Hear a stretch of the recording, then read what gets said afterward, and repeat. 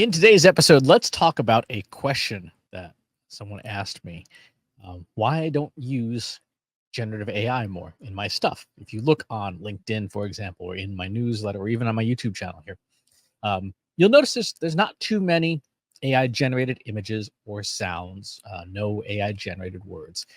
And it seems, this person pointed out, it seems really weird that I'm on keynote stages talking about the benefits of generative AI, but I'm not walking the talk. I'm not doing the thing. Why is that? Well, there's three reasons. Number one, it's not as much fun. When we talk about generative AI and the use of generative AI, one of the best use case for it is stuff that isn't fun. In fact, we have an entire framework, the Trust Insights TRIPS framework, which you can get a copy of for free. It's a PDF, no form fill required. Go to trustinsights.ai/trips and you can get a copy of it. It stands for five things: time, repetitiveness, importance, pleasantness, and sufficient data. So tasks that take more time are a better candidate for AI because time is valuable. Tasks that are repetitive, good candidate for AI because the more repetitive it is, the easier it is for a machine to do. Tasks that are important, the less important a task is, the better, because it means less human review. If you have a task that requires that's high risk, like legal or financial or healthcare, you've got to have human review, possibly extensive human review. Number four is the important P. The P stands for pleasantness. How much do you enjoy the task? And then fifth is sufficient data. You have enough examples that a machine can copy that task. When I'm doing stuff on social networks, or when I'm doing stuff on YouTube, on my channel here, or whatever, it's fun. It's fun. I enjoy, when I'm putting together LinkedIn posts, trying to come up with that what's it called? LinkedIn broetry, right? That particular writing style that's unique to LinkedIn. When I'm looking for images for my posts, I don't use AI for that because I've got something like 400,000 images in my Google Photos account. I take photos all the time. I enjoy it. I enjoy going through my old photos and finding stuff, and I find that very pleasant. I genuinely enjoy writing. It's a lot of fun. And so in terms of the TRIPS framework, handing that stuff over to a machine would be less fun. It just wouldn't be as enjoyable. One of the things I think is really important to talk about is that you are not obligated to stop doing the things you enjoy just because a machine can do it more efficiently, not as an individual. Now, your company might have different ideas, but certainly in your personal life, what you put on your personal social media channels and things, do what you enjoy. If you enjoy writing on LinkedIn, if you enjoy posting reels on Instagram, if you enjoy making TikToks, don't stop doing that. Don't hand it off to a machine just because somebody says you should. If you enjoy it, do it, because that's the whole point. So that's reason number one. Reason number two is, with a lot of AI stuff, it's not quite me. We're connected on the different channels. You're obviously watching this on YouTube or on my website. So we're connected because presumably you wanted to connect with me, right? The human. If you wanted to connect with an AI instead, sorry, not yet. It's coming soon, but not yet. Nothing to me is more me than my writing, my photos, my video, my voice, etc. And that's distinctive. That is distinctive. When you're looking at AI generated content, right? It has a certain look to it. Even the very best models, there's just something slightly off.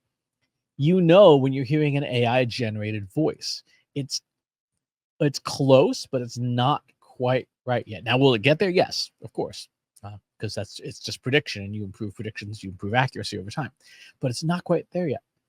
And when everyone else is using the exact same tools, the exact same styles, and they're not providing their own data, you get kind of a sea of sameness on LinkedIn or Threads or wherever, and that doesn't stand out.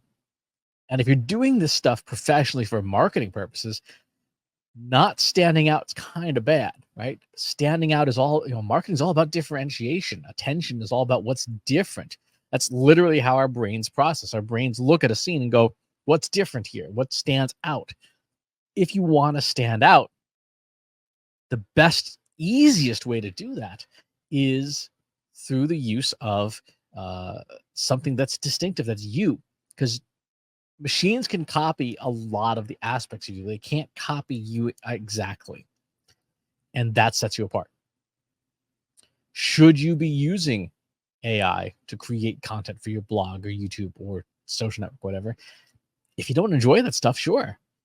You should absolutely use AI as much as possible for any given unpleasant task. But if you genuinely enjoy having conversations with people, then don't give that up. And the third reason to use AI is if it does something you can't do. If it does something you can't do. I cannot write music. I can't play music. I can't write music. It is not my thing.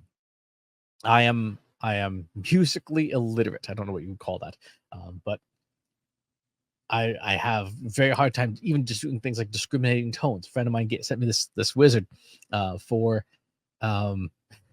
for helping judge how you could how well you can discriminate on different notes, and I just terribly on it.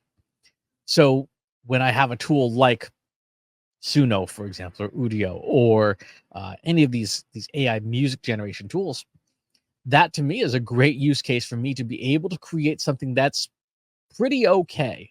Not great, not amazing, not Grammy winning, but it's pretty okay. But it's pretty okay, which is way better than something I could do. Right? I would create something pretty terrible. And so there's a very clear use case there. If I'm bad at it, I should not be doing it. I should instead let a machine do it and get a pretty okay result. And again, is it going to beat out a highly competent human? No. Will it beat out an incompetent human? Absolutely. And so that's a great third use case for how to use this stuff. But that's that's sort of the bench test, right? Should you be using AI for your stuff? Well, it depends on whether you enjoy it. It depends on whether you need the distinctiveness that being uniquely you has, and whether or not that you can do the thing that you're trying to do or you feel comfortable doing. There are, for example, a lot of people who feel uncomfortable on camera, and an AI generated avatar might be just the thing for them. There are a lot of people who, for good or ill, don't like the sound of their voice, but they can write and create content. So is it bad for them to have a machine generate the voice part of a creative project? No, because they don't enjoy it. It's a very low on that pleasantness score. And there are tons of tools that can create realistic sounding voices to read aloud your written content. There's nothing wrong with that. So use those three factors to determine whether or not you should be using AI for any given content creation aspect. But I think it's worth remembering that you don't have to use AI. You don't have to use it for everything. You should try it for everything to see what it's good at, and then hand off the stuff that you don't enjoy, the stuff that you're not good at, the stuff that isn't worth your time. That is the best use case for it. Thanks for tuning in. Talk to you next time. If you enjoyed this video, please hit the like button. Subscribe to my channel if you haven't already. And if you want to know when new videos are available, hit the bell button to be notified as soon as new content is live.